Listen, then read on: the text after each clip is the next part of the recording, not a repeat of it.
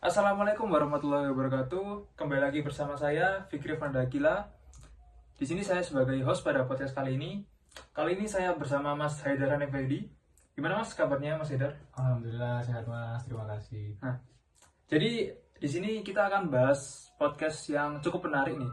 Jadi mengenai hasil laporan tentang pemetaan analisis resiko K3 pada budidaya ikan koi khususnya di Jack Koi Farm Turen. Yang pertama nih, apa sih yang melatar belakangi dilakukannya mapping analisis resiko K3 di budidaya ikan koi ini Mas Haidar? Oke, baik. Alasan utama mapping K3 pada proses budidaya ikan koi ini pastinya pertama kita ingin mengetahui resiko-resiko tersembunyi yang ada di proses budidaya ikan koi. Kemudian kedua kita ingin mencegah resiko yang dapat terjadi.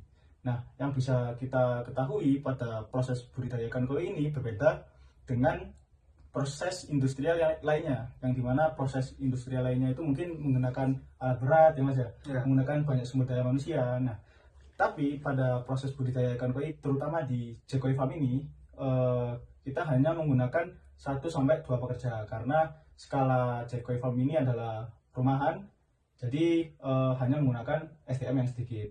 Tapi bisa digarisbawahi bahwa kegiatan repetisinya itu bisa dibilang banyak, seperti menguras kolam, membersihkan kolam, memberi pakan ikan, dan melakukan maintenance lainnya. Dan pasti di situ memiliki dampak atau risiko bahaya yang tersembunyi, gitu Mas. Oh iya Mas.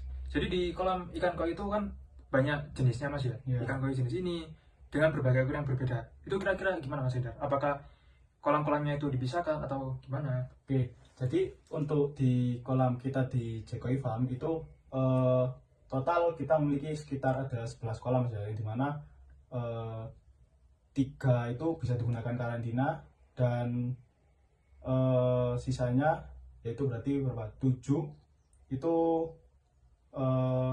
sebagai kolam pembesaran atau kolam display juga, yang dimana kita itu 50% menggunakan kolam terpal dan 50% menggunakan kolam semen. Berarti cukup banyak Mas Haidar ya? Kolamnya Ya, buat lumayan. ikan Untuk koi. skala kecil lumayan banyak Mas. Terus lanjut nih Mas Haidar. Apa aja sih kira-kira potensi bahaya utama yang bisa ditemukan di Jack Koi Farm ini? Oke, baik, untuk potensi bahaya Mas ya. Pertama, dilihat dari kegiatan pekerja di area kolam, pastinya pertama kita itu bisa saja mungkin terpleset atau jatuh karena masuk ke dalam kolam. Ya kan kita tidak ada yang tahu Mas ya, yang namanya kecelakaan gitu. Kemudian yang kedua itu terpleset karena mungkin lantai basah atau tanah yang licin karena terkena air. Karena kan setiap hari pasti ya, terkena air Mas ya, dari karena, kolamnya. Ya, karena bersentuhan dengan air yang mengakibatkan adanya lumut. Kemudian yang ketiga, pada proses maintenance itu kita kan turun langsung ke dalam kolam Mas. Jadi yang dimana proses maintenance tersebut pompa itu tetap berjalan dan masih ada ikannya Mas. Jadi tidak bisa dipungkiri, bisa saja terjadi bahwa ada koneksi listrik ringan yang mungkin dapat saja mencelakai pekerja tersebut. Oh iya. Ya. Jadi tetap harus waspada Mas Haidar. Ya.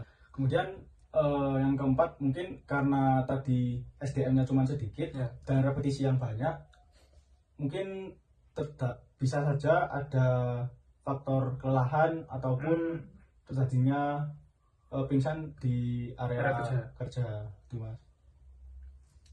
Kemudian lanjut nih Mas Haidar. Siap. Nah, tadi kan udah disebutkan banyak resiko-resiko tuh yang ada di Jack Koi Farm. Nah, kira-kira resiko apa sih yang tergolong resiko yang paling tinggi di Jack Koi Farm ini? Oke, untuk potensi yang paling tinggi Mas ya. Sepenilaian saya itu meskipun kita ada bahaya terpleset, bahaya terkena kimia karena memberi obat seperti itu ya, dari repetisi atau licin, lantai licin, menurut kita itu yang paling berbahaya itu ada di faktor repetisi kerja. Karena berdasarkan kita wawancara kepada pemilik JKI Farmnya langsung, karena karena sedikitnya sumber daya manusia dengan repetisi yang banyak merawat 10 kolam itu menimbulkan kecapaian kerja, sering kelelahan kerja seperti itu. Jadi resiko terbesarnya itu di faktor ergonomi Mas ya. Siap, ya. Jadi karena keterbatasannya pekerja, jadi menyebabkan kelelahan yang begitu serius kepada pekerja Mas ya. Kemudian nih, kan tadi kan banyak tuh resiko-resiko yang bisa terjadi di budidaya ikan koi ini Mas ya. Nah, kira-kira rekomendasi pengendalian resiko apa yang bisa diterapkan di JKI Farm ini Mas?